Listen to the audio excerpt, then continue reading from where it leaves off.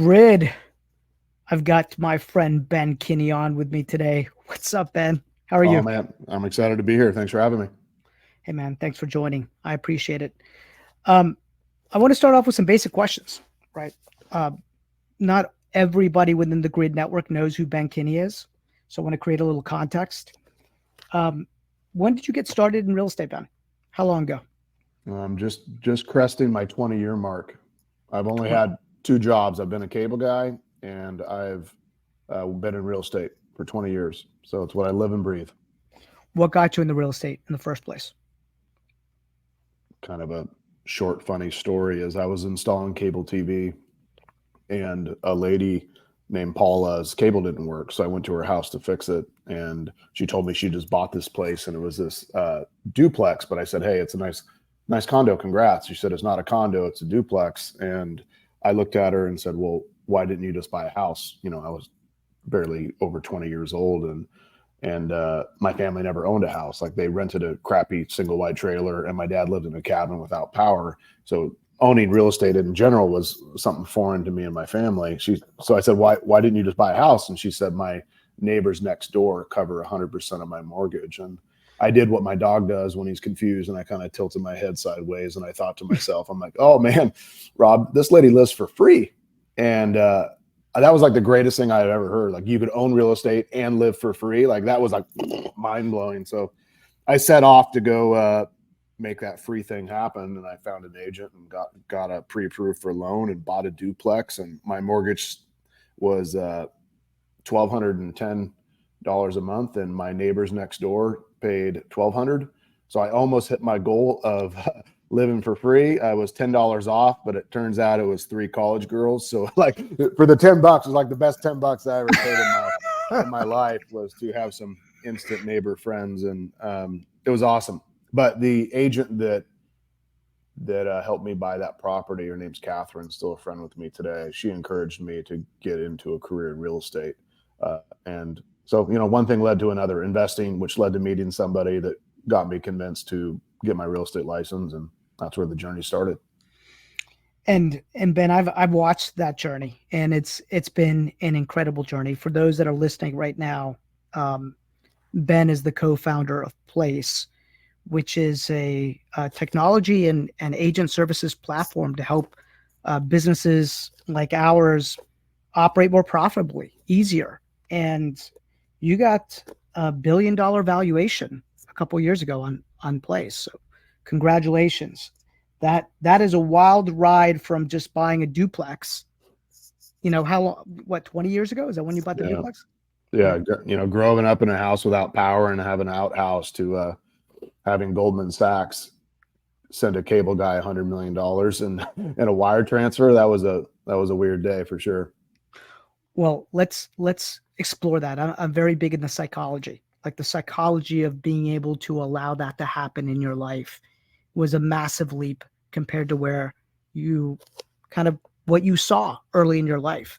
Help me understand that. Help us understand a little bit about how you created that belief system to allow that to happen.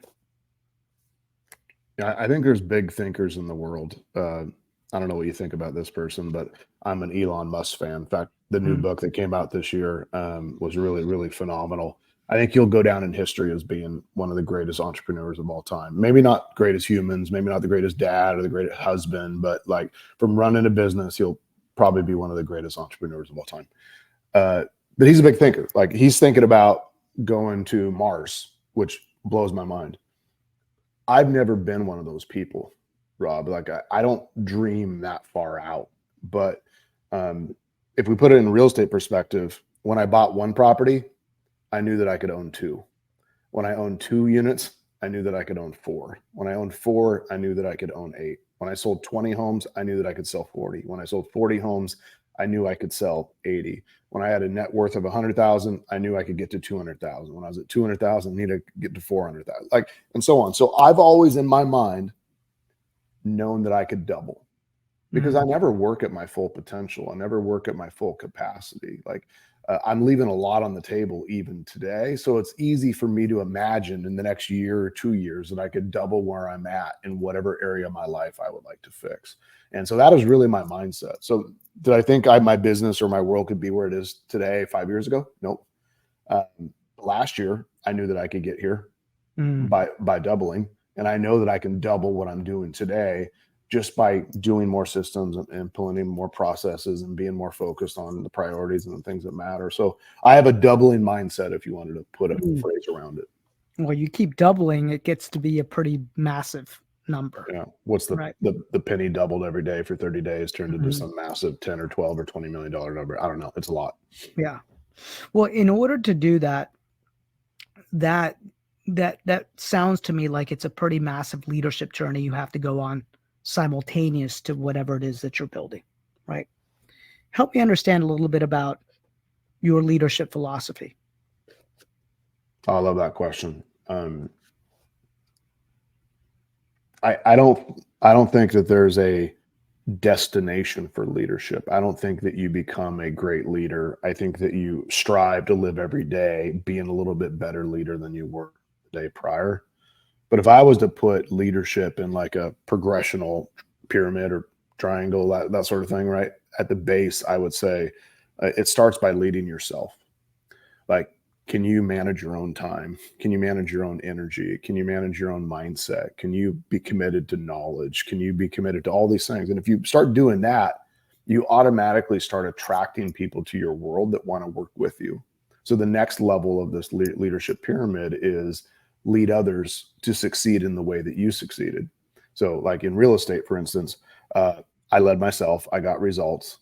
I met other people that wanted to get results. I helped them do it the way I did it. And then I ended up with a group of people that were very productive in real estate. So that's the second level. If you stop at the second level, you're going to wake up one day and all your people are going to start leaving, not because they don't like you, not because they don't appreciate you, but because they signed up to be you and they don't see working with you as a pathway to getting to be you. So the only way to like keep people in your world and to truly be a leader is to move up the triangle to the next one, which is grow leaders. So not only are you leading people, then you wake up and the people that you led, you're now growing great leaders. And then people start looking around and saying, well, I remember when Rob and Ben started working together and Ben was this little idiot and he started the same spot that I was, but now look at him, look where he's grown, and I haven't grown at that same pace. I should go get into the business with Rob. Mm-hmm. Because they start seeing that as an example of your organization is a place that grows successful leaders. Well, the very top of the pyramid is where everybody wants to live, but very few people actually get to experience because they get impatient. And that is attracting leaders. And you don't earn the right to attract great leaders until you've grown great leaders, until you've led people successfully, until you've learned to lead yourself. And it's progressional. Like the type of person that I could attract 10 years ago was an awesome human, but it's not the same level of results or track record that I'm able to attract today. Like I hired the CEO of Berkshire Hathaway that ran it from 20,000 to 56,000 agents. He's a phenomenal human. He's great. I hired the CFO that sold Napster to Best Buy, who ran Verifone, one of the largest payment companies in the world, as a publicly traded company. I wouldn't have been able to hire them 5 years ago or 3 years ago.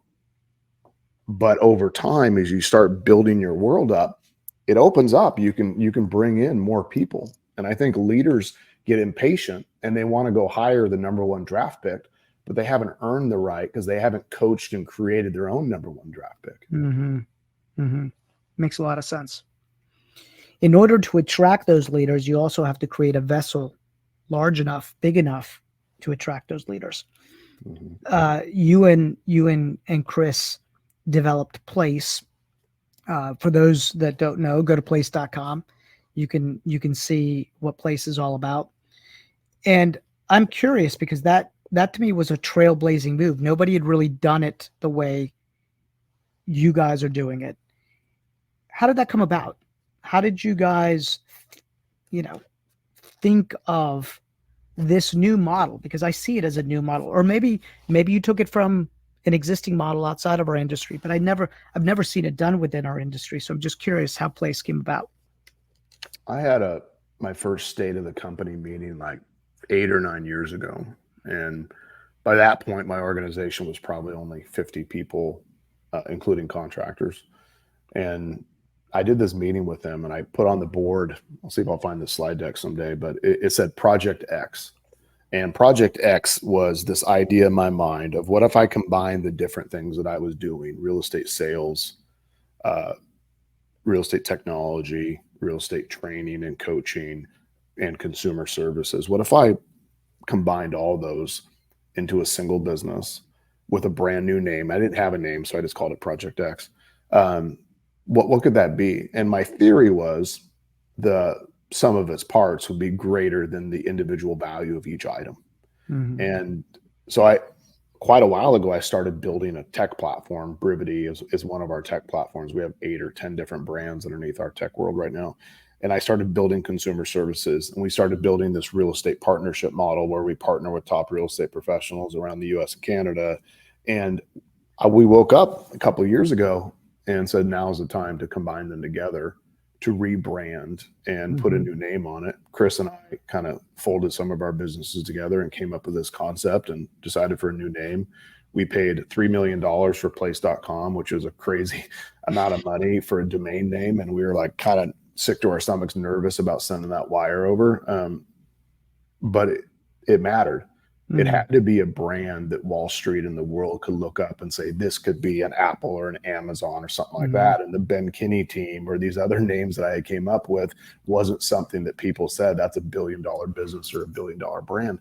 Even though I had all the same ingredients, it wouldn't have got to where we're at today. So rebranding, recombining, reorganizing our world into one business called Place what was a massive strategic decision for us that panned out when we finally decided to go raise capital and to get a formal valuation for our company. Goldman said that we're the largest real estate business prop tech company that nobody's ever heard of. And I mean, even if you go to place.com, you're going to go there and be confused at what we do. And that's mostly intentional because we have a very unique business model where we partner with people and help them run their business in exchange for a percentage of the profit. We basically are a business in the box, a full business partnership model.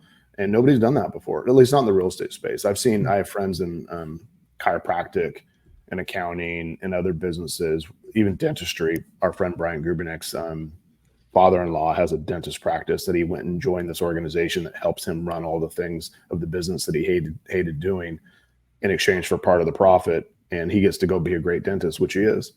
So I think that there's a future in this business model in all industries. You know, what's interesting is, do you follow Alex Hormozy at all? I saw him speak at an event last year. So when you think about Alex's model, it's, let me get you to $1 million in profit.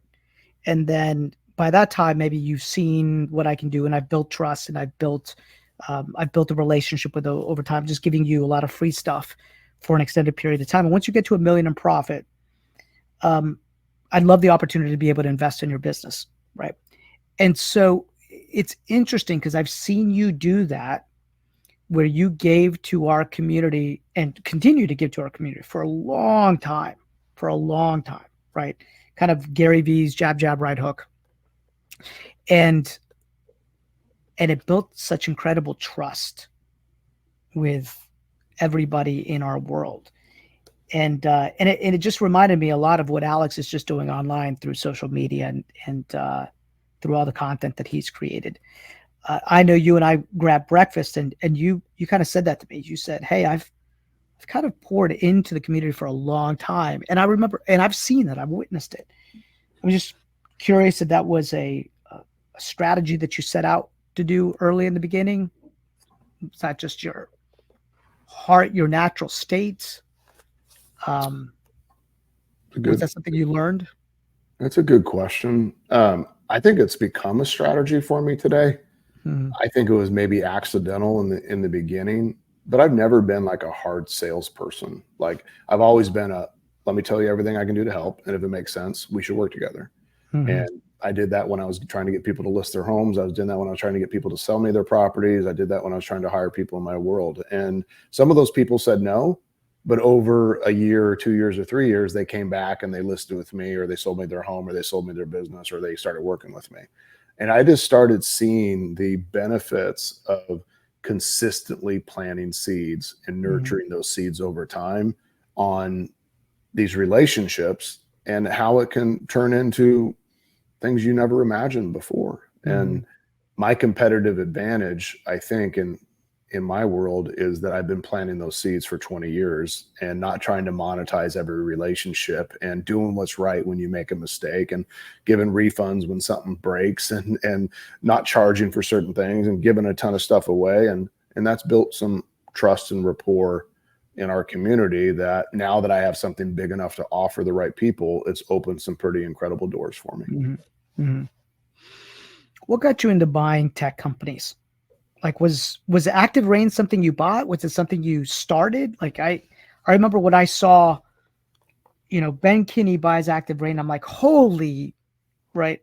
I didn't know anything about your tech background at the time. So help me kind of understand that. Yeah, I was on a plane like 12 years ago with this friend of mine who's still friends and a partner with me today, named Troy.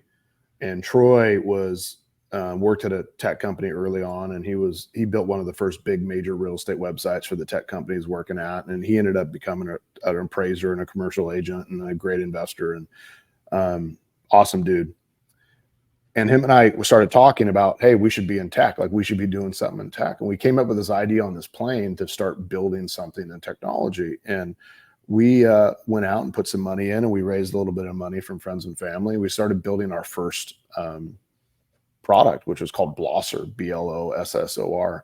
And Blossor, even Google Ventures said it was a Zillow killer when we built it. Like the AI, the natural language search, the things that we had built into that platform was revolutionary 12 years ago. You could search for a home with a view of the Space Needle, and the properties would come up. Like, there was lots of things that we did that other people had never thought of 12 years ago. Like, now that stuff is a little bit more common.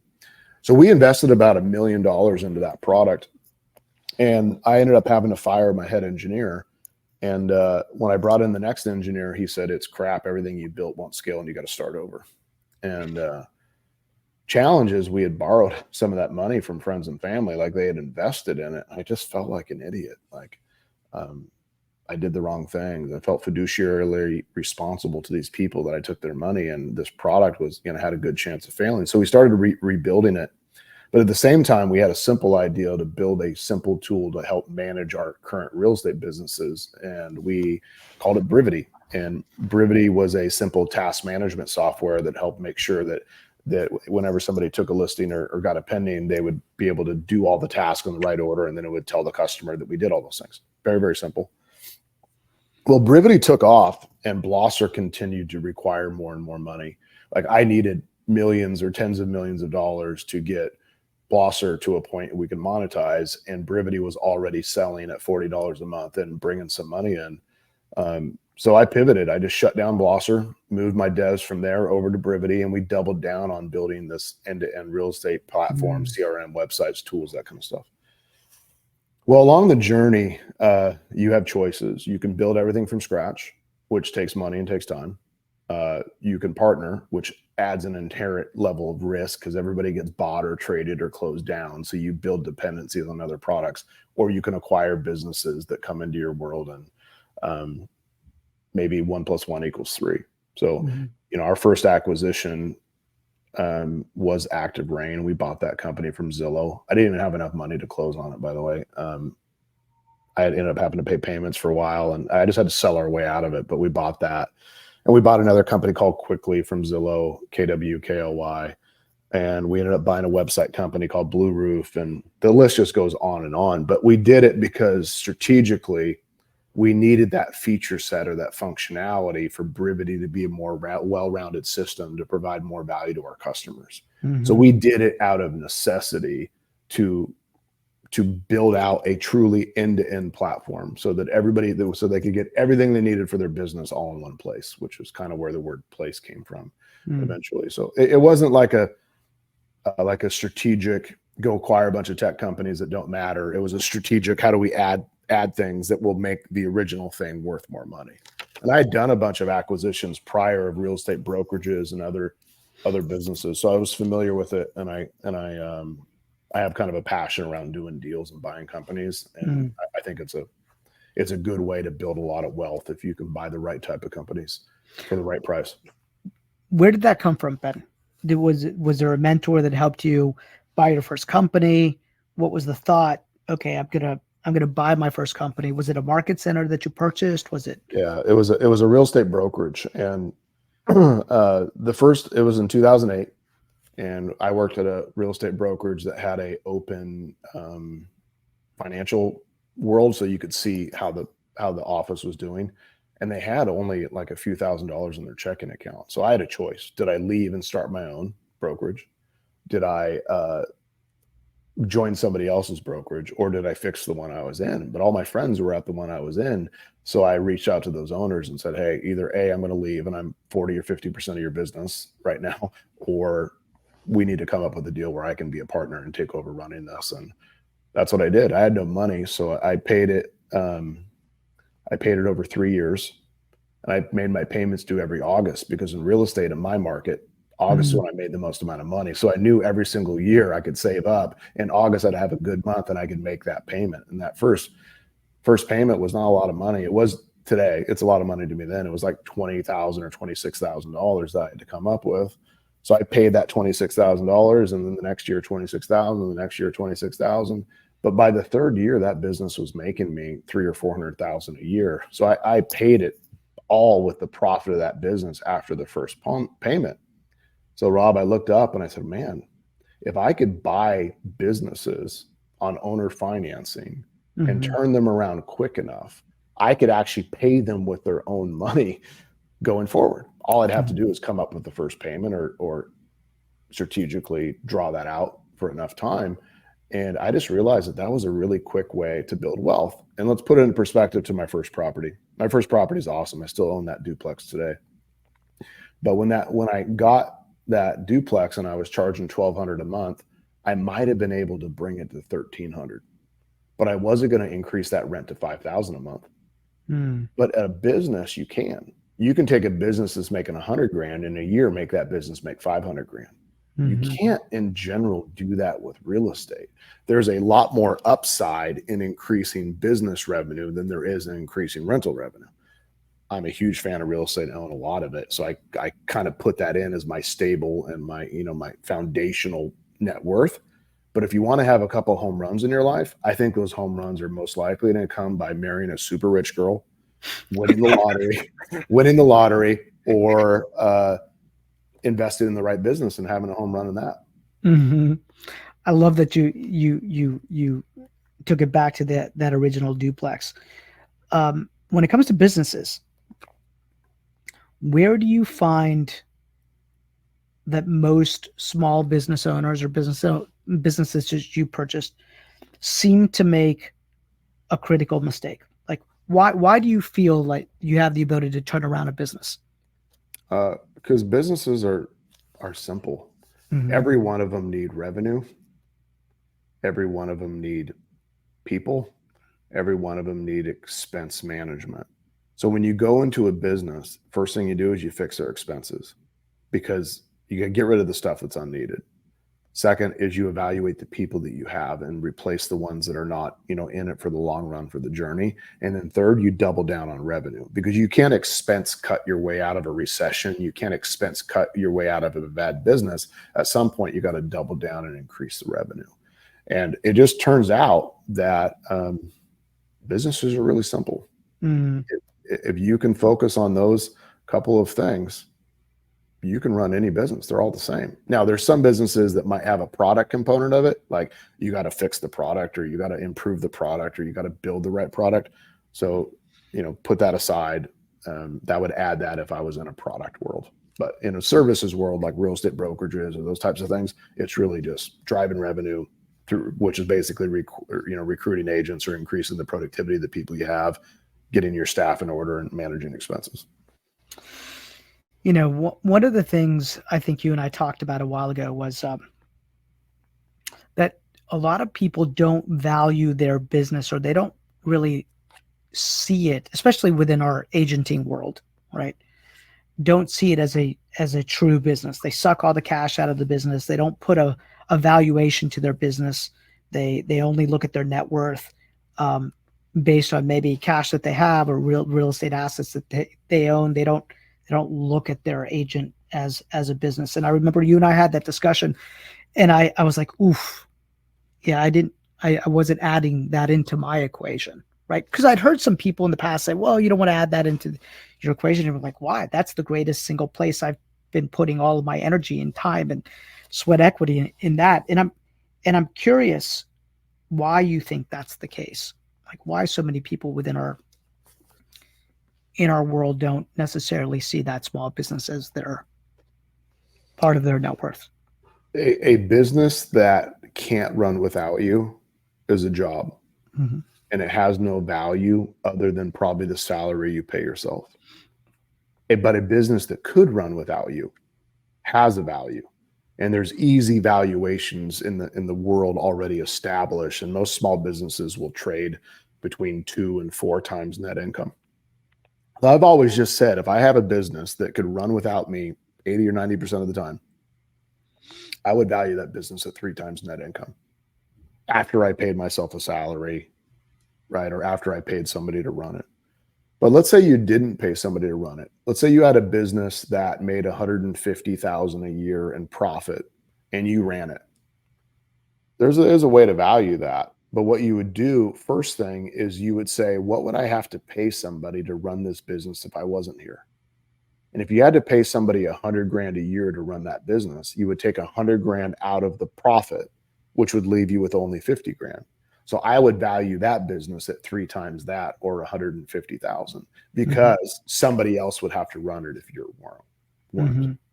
And just getting that mindset of moving to being a business owner really means that the business could operate without you in some capacity. Yeah. I when talking to a lot of real estate investors who might run small fix and flip shops or wholesale shops or even real estate teams, smaller teams, it seems like that mental leap from being able to go from I do to we do to you do seems like a big hurdle for a lot of people. And I'm curious how you as a leader get somebody to push through that thinking, to let go of some of these things in order for them to build a bigger business. Like I see this mental wall that so many people around me hit. And I'm just curious how you lead people through that. I think most of that comes because they've hired mediocre people in their world. So they don't imagine a world where they aren't needed all the time. And some people like psychologically do it, I think, on purpose because they want to still feel valued in their world. But if you can hire better people, those better people will say, actually, I got this. And then you're going to be standing around saying, well, what do I do with the rest of my time? Kind of Rob's handling everything. Like, I need to do something. And that's when you get to go spend more time with your honey bunny, your family, or you get to go start a new business, or you go get to spend your profits investing and doing something else. But if you don't get that type of person that creates that for you, it's not going to work well. You're always going to feel trapped in the I or we box instead of the they do it or my money does it. Let's go back to your entrepreneurial journey a bit, because I know just through hearing some stories that you took a lot of the money that you were making in your real estate business or your real estate teams and you plugged it into other businesses as you were growing. It's like you were in making these large investments, right? Walk me through that thinking, and then also walk me through any challenges that you faced in that process, because I'm sure this did not sequentially come easy. That there must have been some big obstacles along the way on that journey. Yeah, I think I was willing to sacrifice now pleasures for future benefit. And I would bet this audience that if you compare my net worth to the quality of my kitchen, I have one of the worst kitchens compared to my net worth of anybody you could put in front of me. Meaning the front of my oven is not attached. It it's been that way since I moved in, and the tile is crappy and the cupboards aren't upgraded, and I just haven't done anything with it because I've always took my money and said, well, I should go buy that next investment or start that other business. I just haven't cared. But sometimes I walk into some of my friends' houses or see some of my friends' things, and I get kind of jealous. I'm like, God, they got pretty nice stuff. And over time, my mind is getting more and more towards like, you deserve some of that stuff. You should invest some of that. But for a long time, I didn't. I was willing to put not having the nice car or not doing certain things or not having the nice house second, because I wanted to make more investments or to do more things that gave me, honestly, a lot of joy too. And that was probably a key difference. Yeah, it's like Einstein who can't find his freaking keys anywhere because there's just shit everywhere, right? Yeah. It's just, their mind was building something else, and that just didn't matter, right? Yeah. I get that. Sometimes too, it's you're chasing something, you're chasing a feeling, like you're leaving. Like, what are you chasing? What is it you're looking for at the end of all of this? Somebody asked me one day, so, hey, I saw that all these other tech companies, Boomtown and Commissions Inc. and Follow a Boss and like all these different companies, right? They're like, they've all sold. Why didn't you cash out? And I looked this guy in the eye that day and I said, well, nobody called me on the right day. Because there was an enormous amount of days that I would have said, F this, you can have it, right? But nobody called me on that right day. And on those other days, if somebody would have called me, I probably would have said, no, I'm not interested, because it wasn't enough money to take care of my people that are in my world. And now I have so many people in my world that I'm heavily driven by making sure that they have a huge win in their life so that I have a guilt-free way to go to my ranch in Montana, which I don't own yet, by the way, that I would like to own it someday and have a rocking chair and a cowboy hat and a four-wheeler and spend my life at. But in order for me to get there, I need to know that everybody that are still here that has been with me on this journey is taken care of in such a way that they're great and they're awesome. And that probably drives me more than anything. Financially, I'm fine for the rest of my life. But I want them to be as well. And they make me get up on the days that I would rather stay in bed and say, screw it. Yeah, I love that. Okay, let's pivot to real estate. I was shocked. We were at the Built Now conference, and you talked a little bit about how many assets, the valuation of the assets you have, and the debt associated with it. I'm like, when does Ben get time to buy all of these assets in addition to buying, and building Brivity and Place and all the rest? But more importantly, I was like, well, let's learn a little bit about his buy box. Like, what are you looking for? And how do you think about real estate as part of your overall wealth portfolio? Yeah, I love real estate. And I'm buying real estate every month, if not every couple of weeks right now. And I buy some of the most random crap you could ever imagine, like homes in Birmingham. And we just bought a house in the middle of nowhere, Montana for $30,000 or something. I mean, just cheap. But I also bought a $6 million multifamily place in Martin, Tennessee, or I bought a commercial building here and a commercial building there. Like I buy a lot of things, but my rules are very simple. I always want to buy under market value. I want instant equity because my goal is to build my net worth. So people don't realize that if they had $100,000 in cash and they went and bought a $400,000 property and they had to put $100,000 down, most likely their net worth went down and didn't go up, because out of the 100,000, 20,000 went to fees and 80,000 went to down. So they have 80,000 in equity and their net worth actually just went down by 20,000. So I don't want to buy something where my equity, where my net worth stays at par at purchase. I want to buy something where my net worth is actually greater at closing. So I want instant equity. The second thing is I always want cash flow, and I want cash flow in such a way that I get my down payment back in 5 years. Because if I don't get my down payment back in 5 years, I can't buy another property. but my goal is to continue to buy more properties. So I have to get my down payment back. So I'm always balancing those two parts of the equation. Now I want the tax benefits and the depreciation benefits, and I want appreciation. I want to buy properties that are going to be worth more in the future, but I really want to buy a truckload of real estate that somebody else pays off that generates a lot of cash flow for me, that on day one I have instant equity. And that's allowed me, let's see.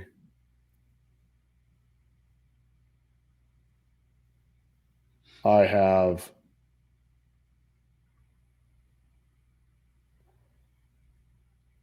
$12 million in debt on 70 million in real estate today, give or take. Yeah. That's over that 20-year period. Yeah. And it's not because I put a lot of cash down on all that. Is I consistently bought and I let other people pay it off. And when I have extra cash, sometimes I pay them off. Or I buy I bought some property with cash, but I've been consistently building up, and I don't borrow from my net worth to buy other assets. Like, you don't see me going into my real estate and doing refinances to pull equity out to go buy more. I put pressure on my businesses to generate enough income to buy the real estate that I want to buy this year. I think people like kind of get into this habit of just borrowing equity to put into other properties, and they could wake up one day and the market could crush them. And I don't want to be like rich guy, poor guy. I don't want to go in this roller coaster of my life. I have a high desire for security, even over returns. I want to know that no matter what happens, in the case of a zombie apocalypse, I'm fine. And that's created a less performing portfolio from like a, cap rate perspective, but it's generated an enormous amount of net worth for me. I heard you refer to it as it's like an insurance policy, right? If everything goes to hell in a handbasket with any businesses like that, nobody could ever take that portfolio away from you. It is just so solid, so stable, right? You can go to your ranch in Montana and get that rocking chair and get your hat and hang out, and right. I do the same thing with the stock market, by the way. So I put a lot of cash into the stock market, and I borrow against my cash in the stock market sometimes to do real estate deals, or I pull cash out to do real estate deals. But every extra dollar I have goes into my stock accounts, which I have lines of credit on, and I can borrow it at Fed rate +1, basically. But I do some really cool investing strategies in there, and I built that up over time where it's a major piece of my net worth as well, because I'm consistently putting money in index funds and consistently putting excess cash in that stock account. And one of the reasons I did that, Rob, was I was sitting down with my lender, and she said, Ben, you own a lot of real estate and you have a lot of net worth, but you're not very loanable. Like, you're hard for the bank to give a loan to. And I had hit a level of loans with that bank where at the next level, I had a new set of qualifications. And she said, you need to have assets that are outside of real estate. And I said, like what? She's like, you need to have money in the stock market, and you need to have cash put aside. You need to have bonds. You need to have liquid assets. And if you build that up, we'll give you as much money as you want to buy as much real estate as you want. But you got to find some balance, because prior to that, all my net worth was in the value of my businesses, which it's hard to be liquid, and the value of my real estate, which was also hard to be liquid. And they wanted me to be more financeable. So I started building a more well-rounded world of having cash, money in the stock market, real estate holdings, and the value of my businesses. And that became the bulk of my net worth. Did you start moving over a percentage? Did you mentally assign a percentage of money that you were making in your businesses to the stock market? Yeah, it was basically, let's say 25% every year should go into excess cash. 25% should go into the stock market. 25% should go into real estate, and 25% I should use to invest or buy other businesses or start new businesses. Now, I use that as kind of I call them my buckets, but there might be a year where I don't have any great real estate deals. Last year, I didn't have a ton of real estate deals as compared to the years prior. So I just put more money in the stock market. And if I find more deals, I'll go back to there and use that to catch up for last year's lack of real estate purchases. It balances itself out over time. Mm-hmm. Yeah, you've got to keep track of it. You got to make sure that you're keeping track of it. Do you set a monthly appointment with yourself to go through your net worth statement to determine, okay, my 25, my 25, my 25, my 25? Is that a habit for you? Yeah, I have an assistant who updates my wealth tracker, and I have tabs. Like I'm looking at my Ben Kinney property tracker sheet, and it has all my real estate. It has what entity it's held by, how many units, what percent do I own, the sales price, market value, date acquired, type, rental income, cap, what is Zillow, Redfin, how much my equity, loan value. I have all those things right in there, so I can see at any time where that's at. She does the same thing. I collect some classic cars, so she does the same things for that. I have a sheet we update to value our businesses. I do the same thing with my stocks and my cash accounts. But the way that I allocate money is everything over 4 months reserves and my rental accounts or my business accounts or my personal accounts get scraped on a monthly basis and put into my stock account because it's safe. And I never want a business to be able to be sued or an employee to be able to steal from me and have my exposure be anything more than 4 months reserves. Mm-hmm. Mm-hmm. I Makes a don't lot of allow sense. I don't allow money to build up in a way that puts me at risk. Okay. That's something that we definitely need to do. We've got more than 4 months in many of the accounts, and we've been talking about doing it. The moment you get a legal letter and a lawsuit, it's too late to move it. Mm-hmm. Mm-hmm. Let's end a little bit on leverage. You said that your assistant helps with you organizing some of these things, right? You have hobbies, you collect classic cars. By the way, which is your favorite classic car? Out of curiosity. Probably Ford Mustangs is my Ford Mustangs. yeah, like early 60s, early 70s, mid 60s, early 70s. They didn't come out until 64 and a half, but Okay.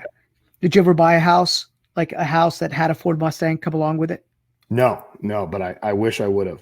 I one day I'll call you, Ben. I had one, and it had a pretty badass like Ford Mustang in the garage from like 1965 or something. It was awesome. One of I my don't know that.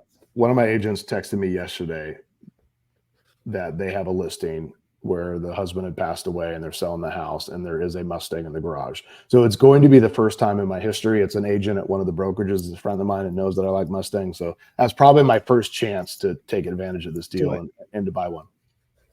But to go back to the leverage question, one of my favorite books here recently that I read is Buy Back Your Time. And Dan Martell wrote the book Buy Back Your Time. In there, he talks about the power of having a great executive assistant, a great assistant. What does your assistant do for you specifically? Yeah, her name's Erin. I actually found her on Craigslist, literally. And she's been with me, I don't know, 13 years as of today. I mean, she's been in my life for a really long time and she's incredible. Like everything from personal stuff to making sure that I have dry cleaning and prescriptions picked up and gas in my car and gum in my car and cash. I always make sure I have $200 cash in my glove box of any vehicle I have. And so she does like lots of those life things for me. But she's been with me so long that she manages my rental properties herself. She deals with the renters. She makes things are collected. When I sell properties, she's usually the one that signs for it for me. She has power of attorney. Like it's became to the point where she manages so much of my life. Like I'll fly her around to different properties that I own to make sure they're stocked or ready for events or things that we're doing. Like her job is to give me my time back so that my time could be spent on things that increase my hourly rate or give me more memories and more joy. And she knows that there is no job description. She is the janitor and the CEO of my life. And that's what you're looking for. Somebody that says there's no job too small or no job too big. And, you know, these people embarrassingly know everything about you. She's listened to every voicemail, checked every email, seen every prescription, you know, been inside my house, dealt with my family. Like she knows everything about me. It's a weird position to be in, but I trust her with all my heart. And it's been one of my best hires of my life. That's amazing. She frees you up to focus on, like you said, create memories and do other things. Things that matter. Where are you focusing your time today? Let's end there. Where is Ben Kinney putting his time today? I mean, it's obviously on my businesses, but if you were to break that down, My job as a leader right now is to lead generate for talent, which I'm on the phone interviewing, finding, sending LinkedIn messages. Like I'm out trying to find our people in our world. I help our sales teams convert sales, people that are interested in our platforms or our things. If I need to get on the phone, I do it because it's important. I deal with the boring stuff, the legal, the financials, the investors, like all the bad stuff, the HR issues, things you don't really want to do, and the overall direction of the company. And if I could kind of bring it back to a guy that I heard speak, he was the CEO of the Ritz-Carlton, and he said, I have two jobs. One is to direct the company, its goals and its mission. And two, to make sure the towels are straight. Mm-hmm. And too many leaders think that their job is just that first one. They forget that a great leader is a frontline focused human that understands what their customers need, what their customers want, and what their frontline employees are experiencing. So I try to spend as much of my time as possible with the front line, be it real estate agents or support reps or sales reps. All the middle managers I don't spend almost any time with. That's not important to me. What's important to me is the people that talk to my customers or the people that touch my product. Live in the front line and you will have an amazing business. Where's Place in the next 2 to 3 years? What's your vision for Place? Just out of curiosity. I think in 3 to 5 years, Place will be a very successful publicly traded company. I think that we're delivering on our first promise today, which is providing everything that top real estate professionals need to run their business all in one place. And now we're transitioning into the second part of our journey, which is providing everything the homeowner needs to live and own a home all in one place. And Place should be able to provide consumers through their local real estate professional that they know, love, and trust the opportunity to get a mortgage or refinance or get their insurance or order repairs, like everything they need for their home. And then Place is committed to sharing in that revenue and that profit back with the agent that they partner with in these cities. Like I want to help the best real estate professionals in the world be in all these ancillary services businesses in a way that their relationship with the consumer is protected in perpetuity. Mm-hmm. Mm-hmm. I love that. Congratulations. I saw Nick Waldner joined Place. I saw that announcement today. Yeah, he's a phenomenal human out of Baltimore. Great husband and a great dad and great ethics and a hard worker and has funny and great $7-8 million a year business. Like he's incredible and he's funny and goofy and annoyingly handsome. Yeah. He's great. He's great. I like Nick a lot. Well, Ben, thank you so much for joining us here on the Income Flip, and I appreciate it. And tell Chris I say hi. Yeah, I will. Chris is a phenomenal partner. Chris Suarez, for those of you that know, he's my co-founder and just also one of the greatest humans. I've surrounded myself with so many people that are great dads and great moms and great spouses and great humans. And it's really easy to show up to work when you're around great humans. I hear that Chris is going to be in Tokyo next week running a marathon. I assume you're going to be there, right? Running the marathon along with him? I only run from bears. That's it. Other than that, I do not run. I love it, man. Thanks so much, Ben. You're welcome.